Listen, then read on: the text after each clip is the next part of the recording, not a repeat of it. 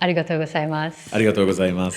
Welcome back, Ryojunshi, for the third episode of Ask a Buddhist. Thank you. So, as always, I do have a couple of questions ready for you to get clarifications and also to share that wisdom with the rest of the listeners. So, today's theme, I thought, let's talk about karma. Because there's a saying in the society as well, what goes around comes around, right? So I thought that can be like a good topic for us to talk today. So what exactly is karma? All right.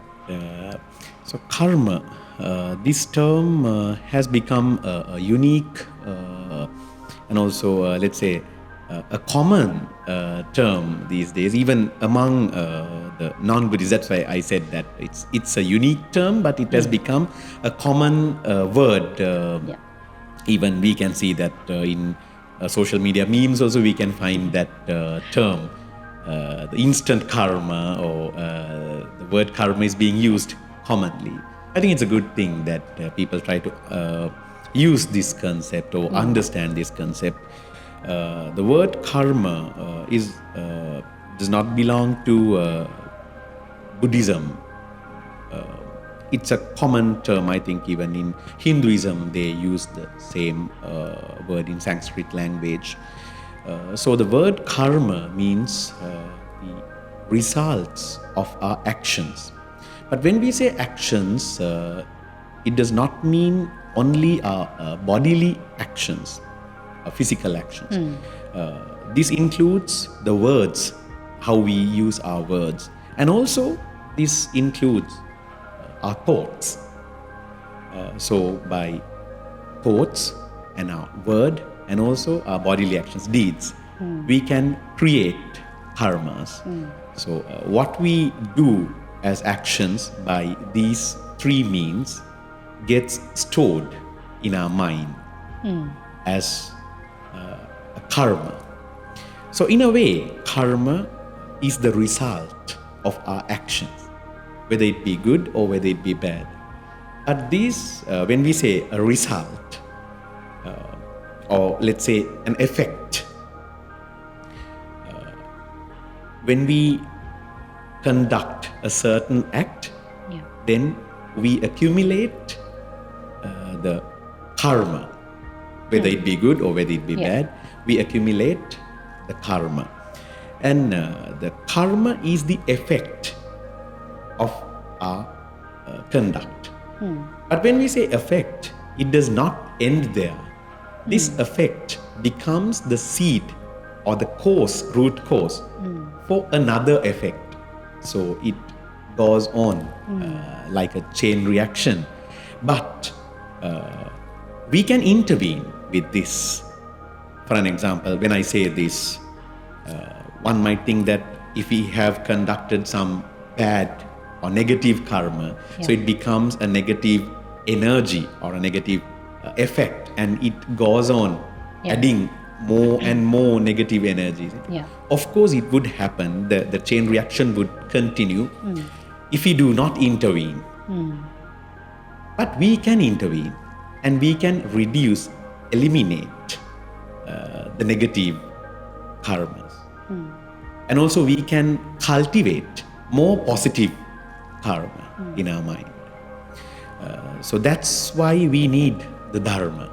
That's why we need to engage and practice the dharma to eliminate the bad or the negative karmas and to cultivate more good, positive karmas. Yeah. So that means what I understood is that yes, karma exists. It's real. So then one can think, if karma is real and if it's existing, how come a person who has been doing a lot of evil things can be successful, can be, presented as a successful person? Doesn't matter the bad things that particular person has been doing. How do we define that, or what is the understanding in that? That's a very practical question. I think we have been getting that kind of questions in mostly in very common conversations. Very that, common. How come that person? Very common. Yeah. Yes. How can yes. that person become so successful Yeah. while doing these kind Yeah. of bad things? Yeah. Actually, we define what that person is experiencing as a good result or a bad result with our own common human being conscience. So Right. we just look at the situation and we frame the situation as it's stationary, or we just get that situation as a destination and we think that this person is successful, or we think that we judge that this person is unsuccessful despite doing the good things. Yeah. But the thing is that even though we think that this particular person has reached the destination, it's not the destination. Right. It's just a moving phase. So we have come into that conclusion, we have made the judgment in a common human being time and space conscience. But the karma transcends that. It all depends on the perspective, actually. Let's say the point of view. For an example, now we are both sitting here. Yeah. We are not moving. Yeah. But let's say an alien is looking at us from a distant planet with a, let's say, with a high-tech telescope, looking at us, watching us. Yeah. And for that particular alien, we are moving. Yeah. Because we are on the planet Earth, so we are rotating and we are moving. Yeah. So like that, in our own limited common human being capacity, we tend to judge that this person has reached the ultimate successful despite doing the bad things. For an example, let's say a drug dealer is enjoying the spoils of his ill-gotten gains. We think that this person is enjoying, this person is having the luxuries, this person is having the time of his life, but that is not the destination. The destination is yet to come. So we need to be patient, and we should not judge with our very limited resources granted to us very common human beings. Yeah. I think that may have answered to many people, who has that thought in their heads, like, well, I have been doing this good, Yes. but it didn't happen to me. But the person who has been doing that many bad, things, that person got successful. So, In a way, do not be discouraged by that, because you are looking at this situation with your perspective, but your perspective is very, very limited.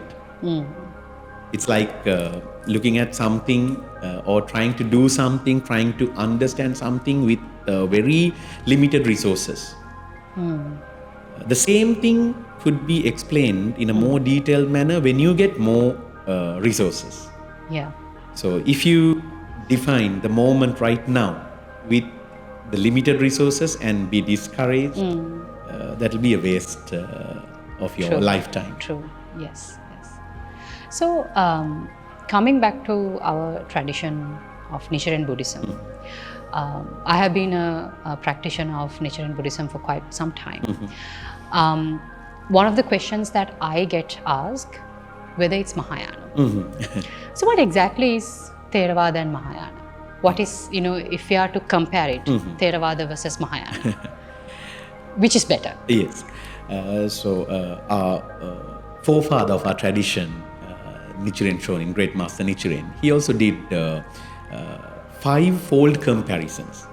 And one of the comparisons are, he did not use the word the Theravada. He used the word Hinayana versus Mahayana.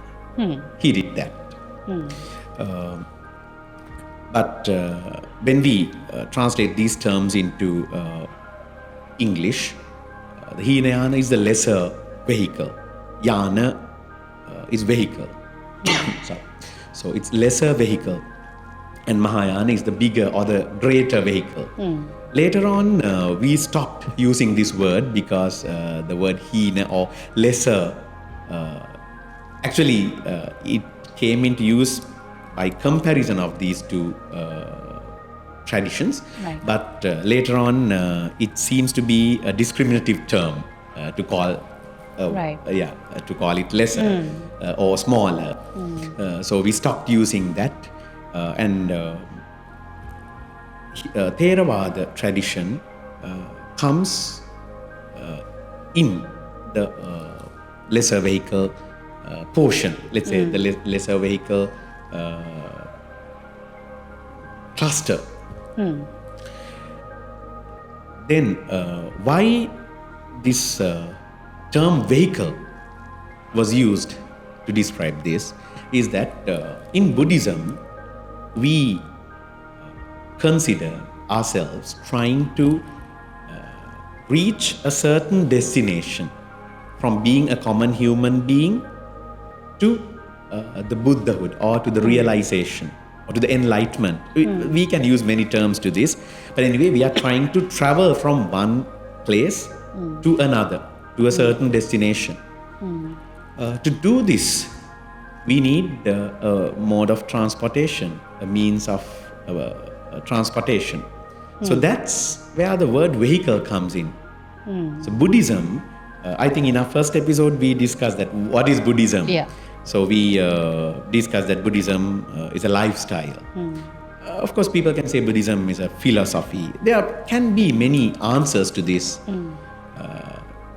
Buddhism, we can again narrow it down to if we say that it's a lifestyle, so it's a conduct.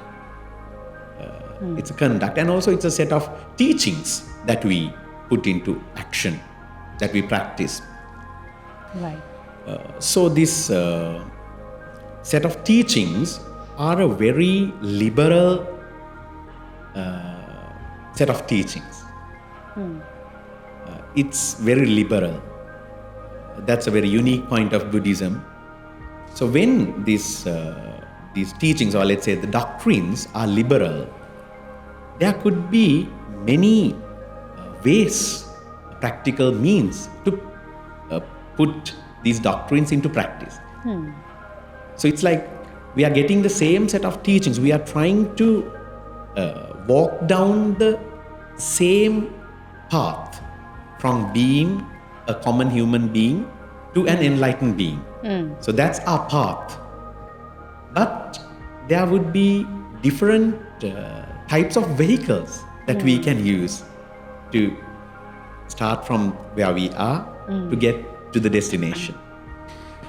So that's how the Theravada or the Mahayana, and also Theravada and Mahayana are the most popular terms. Yeah.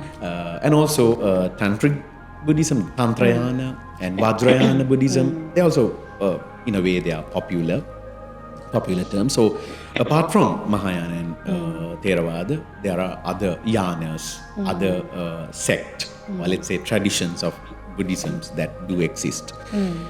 So this the difference is the way of execution. The traditions came into existence because Buddhism is a liberal set of doctrines, and to execute those doctrines,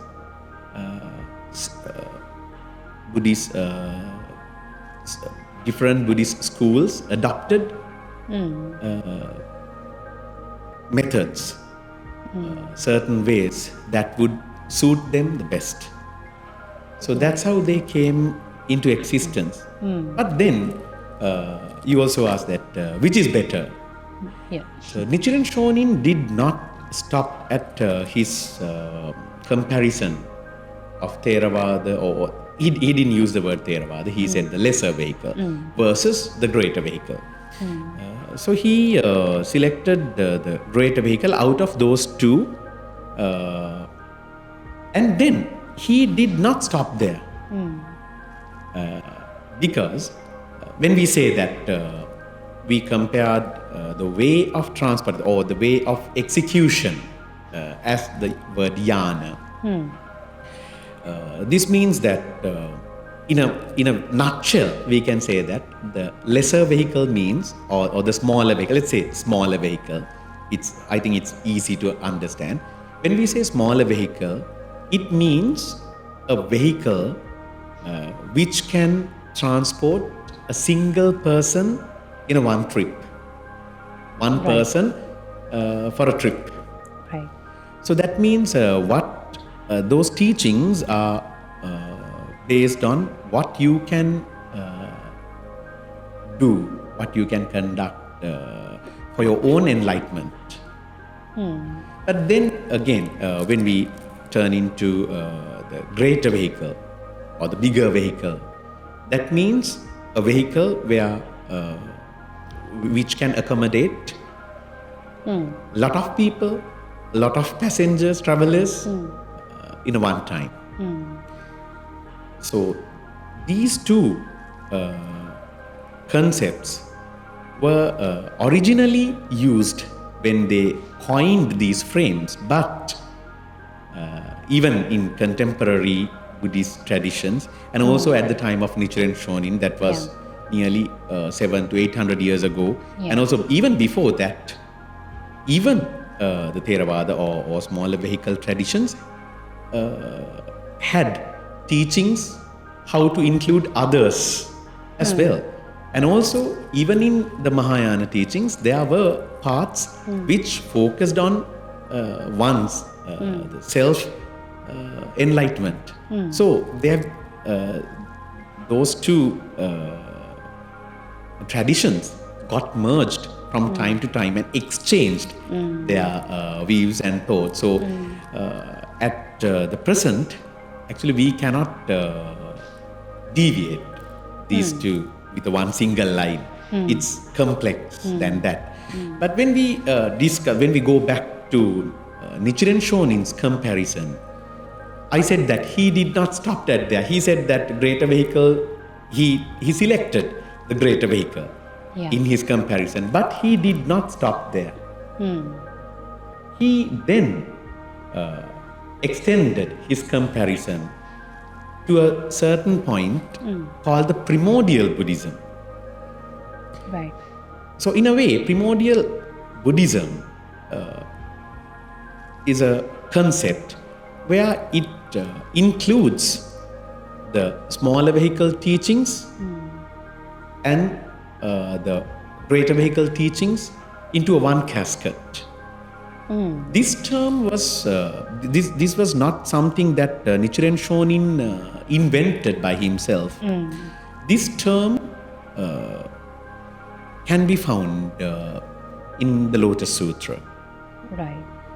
In the Lotus Sutra, we come across a term called the one vehicle Buddhism. One vehicle.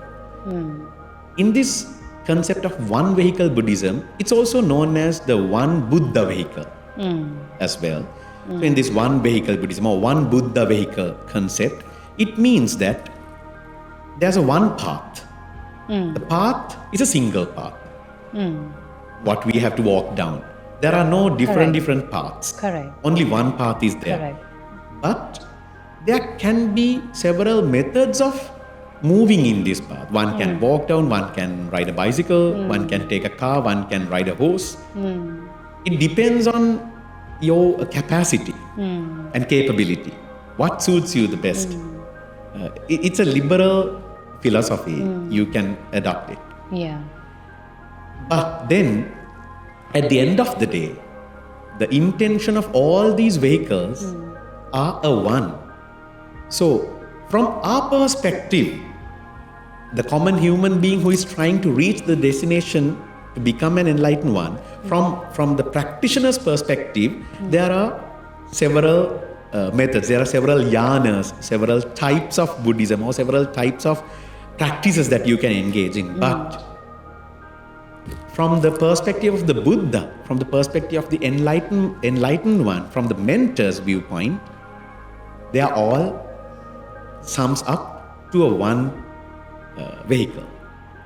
Yeah. So in reality, there is only one vehicle. In reality, no matter how many, let's say, how many sects, how many traditions that how many nikayas that we talk about, at the end of the day, at the end of the path, there's only one vehicle that has been existed. So that's the one vehicle Buddhism, the concept of one vehicle. We call that concept the primordial Buddhism. So that's why we call our sect Honmon Butsuryushu, the primordial Buddhism. Right. That we do not discriminate any type of Buddhism. We include all kinds of Buddhism because they all have their certain sets of values. They all guide us in the same path to the same destination. Absolutely. So we cannot say that this is greater or this is lesser. That's why we should follow the concept of primordial Buddhism. Absolutely. Actually, it triggered me one other question. Just to further clarify, we know that Buddhism is it's one path. It's one not tradition, just one teaching. But why do we have so many traditions or so many sects as of now? What was the root cause of it? Maybe a deeper question, but yes, I think we should have a different. We should have a totally dedicated podcast for that alone. I think, but let's talk about that. Maybe in a high level. In the surface. Yes. Yeah. So in surface, as I said, that Buddhism was a very liberal teaching. A liberal. We can call Buddhism a religion because for some people, Buddhism is a religion. For some people, Buddhism is a philosophy. For us, Buddhism is a lifestyle. So we cannot disagree with the others, like of their point of view or of their idea, opinion of Buddhism. Right. So according to how they grasp the core of Buddhism, the values in Buddhism, they may define it as how they feel it. So that's how the different traditions, actually when Buddhism was transmitting from one place, let's say it started from India and then Buddhism traveled to Sri Lanka and in the southern route, Buddhism traveled to Sri Lanka and from there to Siam, Thailand and to the Southeast Asia and also in the northern route it transmitted into the present day Pakistan, Afghanistan and then it crossed over the Himalayas and went into China and from there Korea and Japan. So and also another route went into Tibet. Let's say a sub-route went into Tibet. And when Buddhism was introduced into these kind of different localities, because when we say Buddhism, when the Buddha preached in India, even though we say that Buddha was born in India, there was no country called India at that time. It was the Bharat and there was several what do you call it, prefecturates or that sort of scattered realms. So the traditions, the atmosphere and also let's say the understanding, the lifestyles of each realm was different to another. So when Buddhism was introduced into these realms, they adopted the Buddhism in their own capacity, in their own capability, in their own way of understanding. So that's how the traditions originally came into existence. But then later on, we could say that there are political reasons as well, and then socio-political reasons.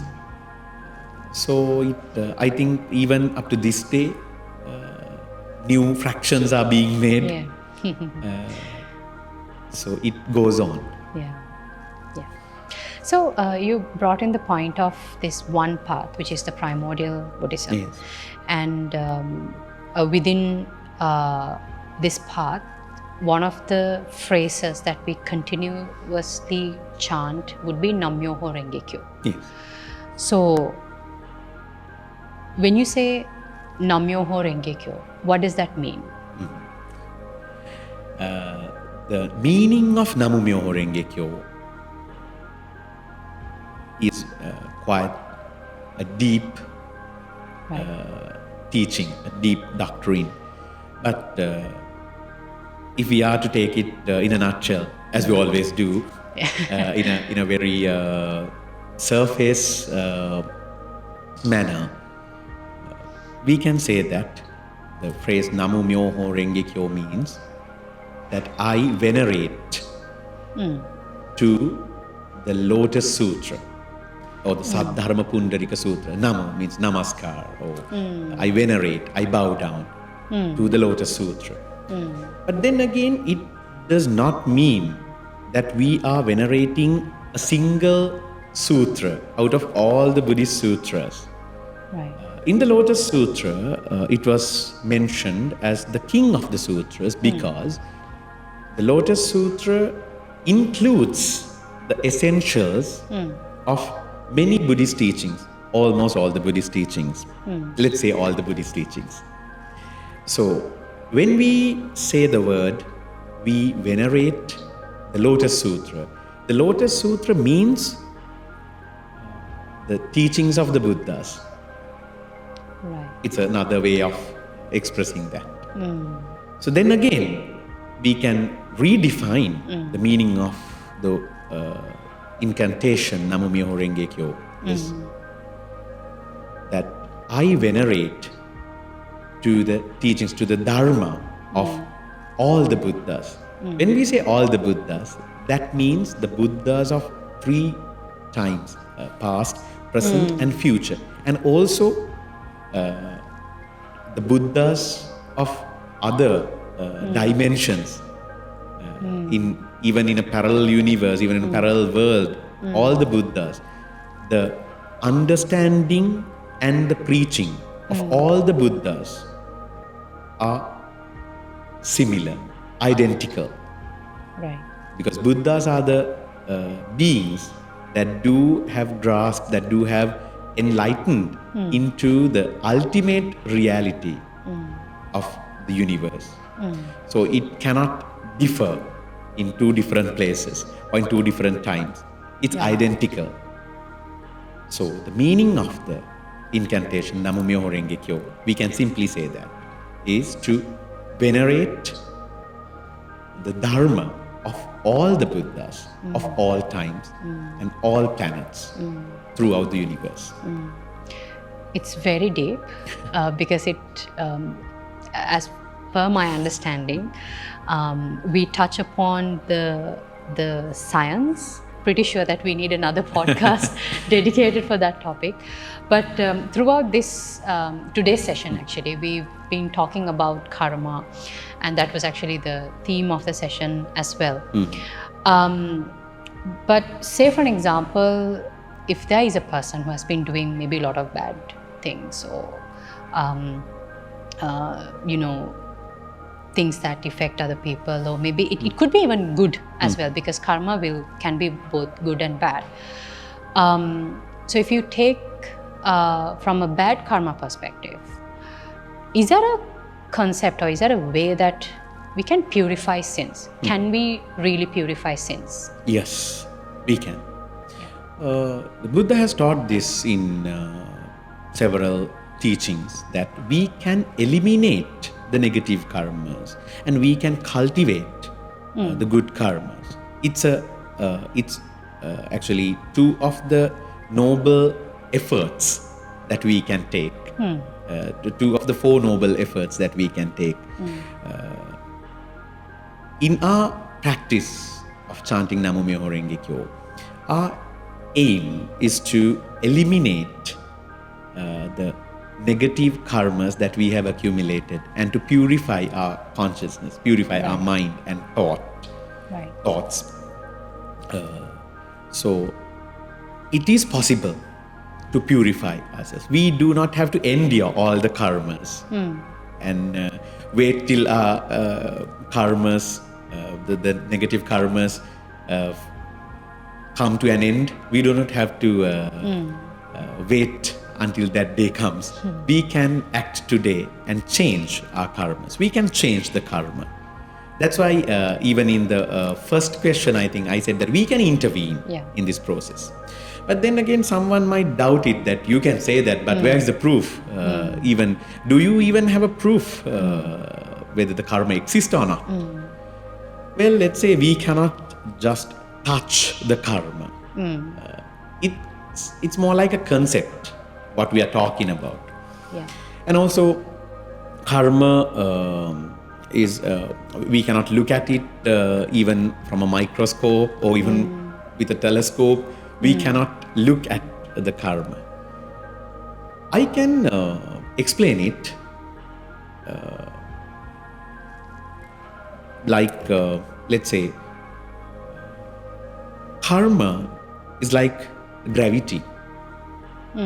We cannot feel, we can feel the gravity. We cannot touch the gravity. We cannot show someone this is the gravity. Maybe with proper equipment we can, but we cannot with our common human being capacities, we cannot show someone the gravity. But when we look at the worldly or let's say universal phenomena, the explanation of gravity fits, because the planets from subatomic particles to interstellar objects, we can explain those phenomena with the introduction of gravity. So then we can come to a judgment or a conclusion that the gravity exists. So the karma is same. The manifestation of the karma is there. We can see that. We can feel that. We encounter the effects of what we have done in good ways and bad ways both. So then the karma is there.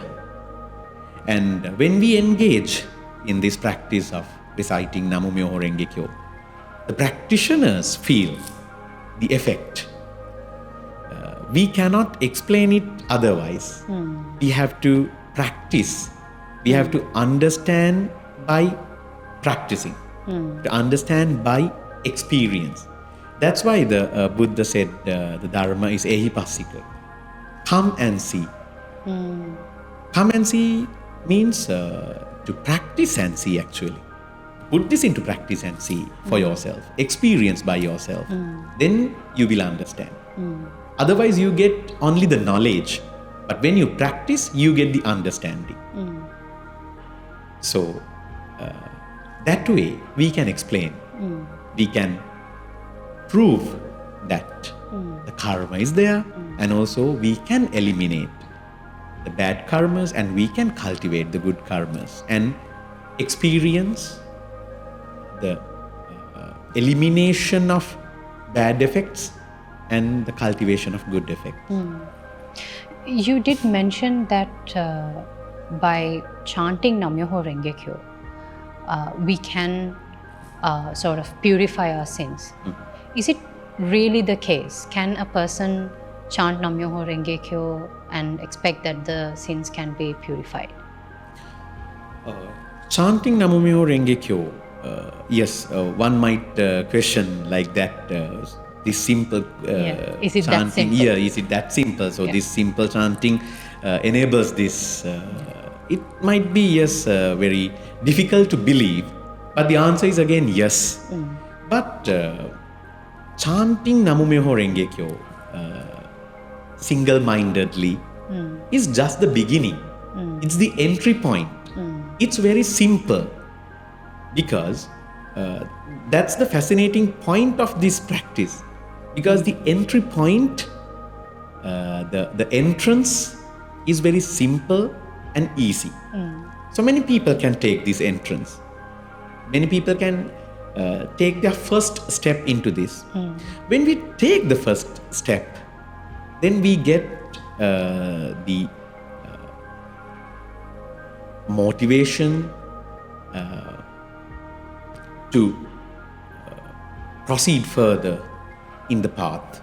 Because this practice, I think we discussed this in an earlier podcast as well, that the recitation of Namu Myoho Renge Kyo itself is a meditation. So when we engage in this meditation, our thought pattern, our distorted thoughts finds the harmony. And when that happens, you simply move towards that harmony, and further practices, further opportunities